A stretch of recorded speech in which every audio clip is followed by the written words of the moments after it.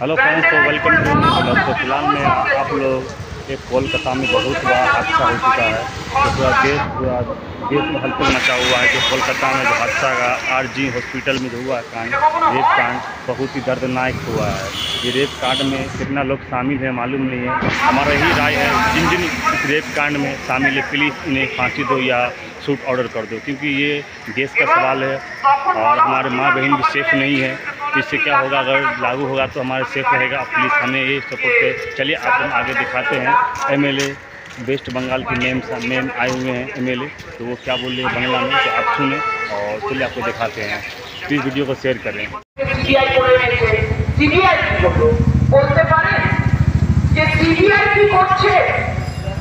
আপনারা তো বলছেন এত নির্লজ্জতার প্রতীক করেছেন আজকে ফেসবুকটাকে। এই নিয়ে আমি পরে আসছি। আপনারা তো বলছেন যে একজন না একাধিক জন, আর একটা গ্রেফতারি হয়েছে, সিবিআই করতে পেরেছে একটা গ্রেফতারি।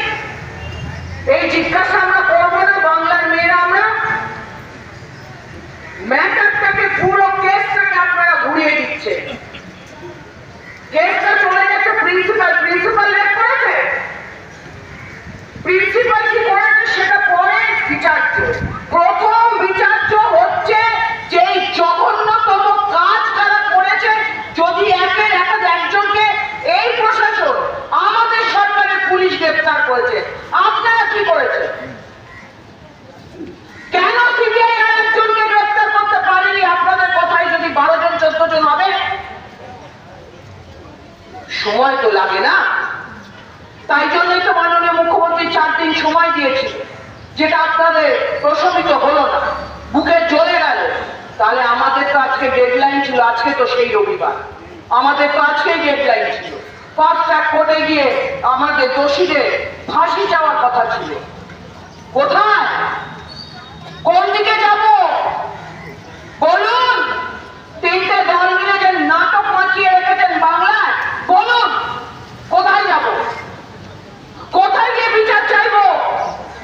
উই ওয়ান্ট জাস্টিস বলে হয় না। জানকে সিবিআইতে গিয়ে বলুন আর উই ওয়ান্ট জাস্টিস। পুরো ম্যাটারটাকে আপনারা ঘোরাচ্ছেন, পুরো অ্যাঙ্গেলগুলোকে আপনারা ঘোরাচ্ছেন। এটা অন্যায় হচ্ছে।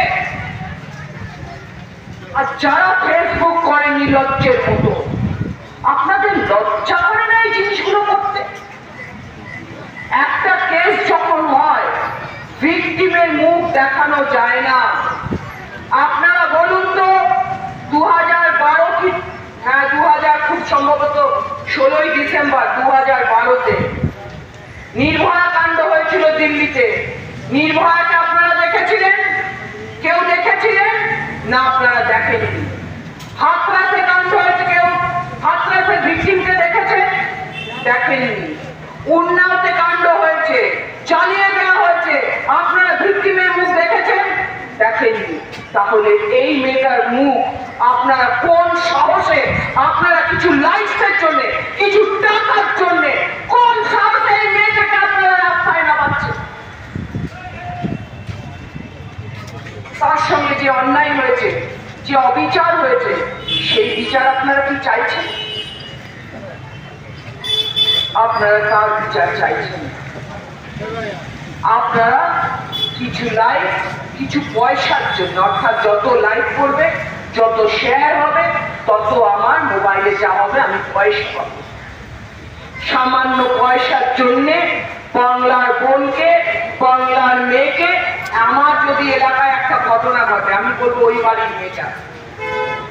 আমরা হয়তো পাড়ায় মেয়েটাকে দেখেছি, মেয়েটাকে মনে করবো, কিন্তু এই ফেসবুকে দিয়ে দিয়ে আজকে বাংলার মেয়েটাকে বদনাম করছেন।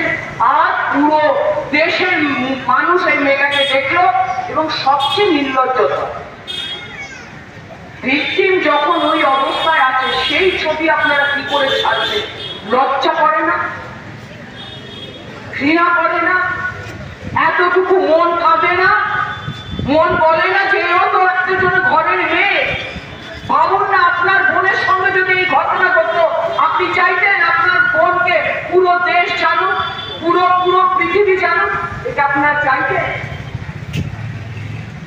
একটা মেয়ের সঙ্গে একটা দুর্ঘটনা ঘটেছে, সেখানে সরকার সর্বোপরি যা বলা হচ্ছে তাই করছে। কিছু পয়সার জন্য নির্লজ্জ ভাবে সেই মেয়েটার নাম, সেই মেয়েটার ছবি, তার মায়ের ছবি, অর্থাৎ আরো 5 বছর বাদে মেয়েটার মা যদি বের হয়েছে, কেউ যদি চিনতে পারবে ওই যে আজীবনের মেয়েটার দোষী হয়েছিল ওনার জায়গা খুব বেশি সম্মানের জায়গা। আমি বলবো এই ভেবে পড়ার দৃষ্টি ভেবে স্টেজ থেকে প্রশাসনকে এদেরকে আগে ধরুন, এদেরকে আগে তুলুন।